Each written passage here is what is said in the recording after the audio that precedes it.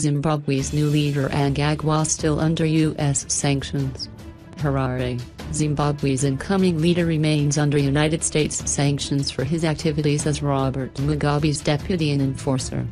Emmerson Mnangagwa, who will be sworn in on Friday, was sanctioned in response to what the U.S. called acts to undermine Zimbabwe's democratic processes or institutions and acts of violence and other human rights abuses against political opponents.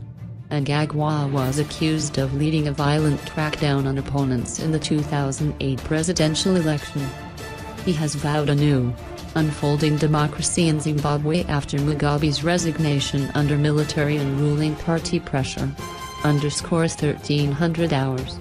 Zimbabwe's military is reporting no violation of constitutional processes in an update on its operation launched last week that led the resignation of Robert Mugabe.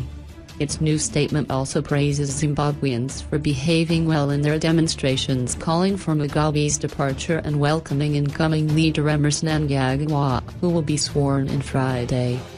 The statement says the military looks forward to another massive gathering for the inauguration at a venue to be advised.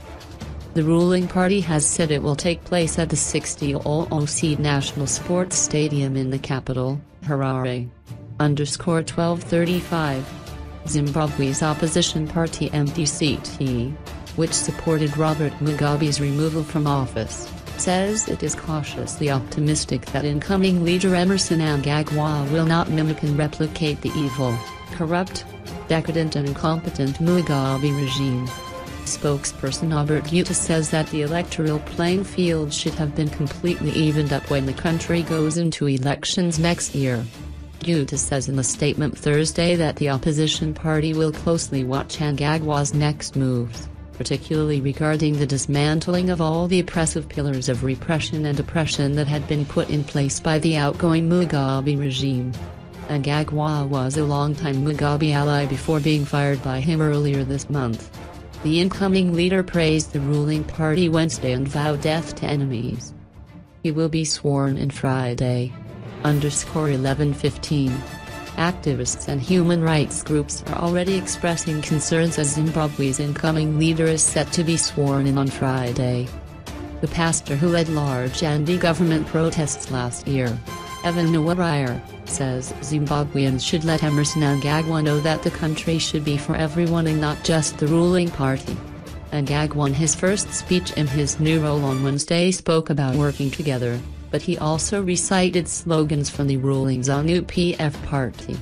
Meanwhile, Human Rights Watch is urging Zimbabwe's military to publicly identify everyone detained after it swept in last week and took then-President Robert Mugabe under house arrest. The military has said it was targeting so-called criminals close to the First Lady accused of hurting the economy. 840. As Zimbabwe prepares to swear in a new leader after 37 years, attention is turning to the fate of Robert Mugabe and his wife.